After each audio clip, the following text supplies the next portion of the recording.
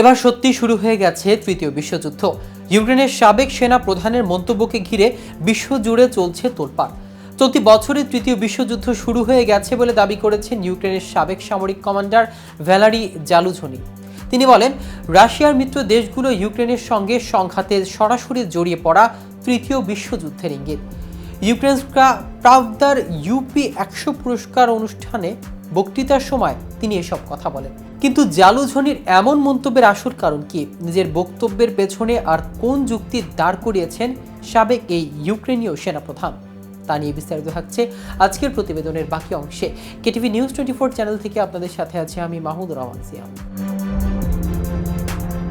বর্তমানে যুক্তরাজ্যে ইউক্রেনের দূত হিসেবে দায়িত্ব পালন করা সাবেক এই সামরিক কমান্ডার বলেন, ইউক্রেনের যুদ্ধে উত্তর কোরিয়ার সেনা ও চীনা সাম্রাজ্য যুক্ত হয়েছে। ইউক্রেনের সামনে ফ্রন্ট লাইনে রয়েছে উত্তর কোরিয়া সেনারা। ইতোমধ্যেই ইউক্রেনে ইরানি শাহেদি ড্রোনগুলো নির্লজ্জভাবে বেসামরিক মানুষকে হত্যা করছে।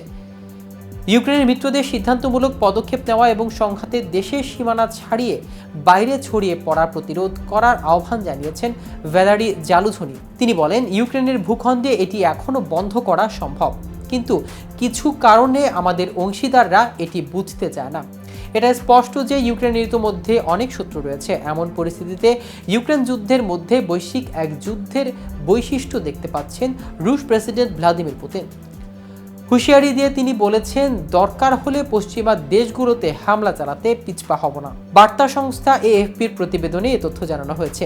জাতির উদ্দেশ্যে দেওয়া ভাষণে রুশ প্রেসিডেন্ট ভ্লাদিমির পুতিন বলেন, যদি আগ্রাসী কার্যক্রম বৃদ্ধি পায় আমরা সমানভাবে প্রক্রিয়া জানাবো। যেসব দেশ তাদের অস্ত্র আমাদের সামরিক স্থাপনায় ব্যবহারের অনুমতি দিচ্ছে, তাদের সামরিক স্থাপনাগুলোতে আঘাত করার অধিকার রাশিয়ার রয়েছে। কেউ যদি এটি নিয়ে সন্দেহ করে তবে তারা ভুল করছে।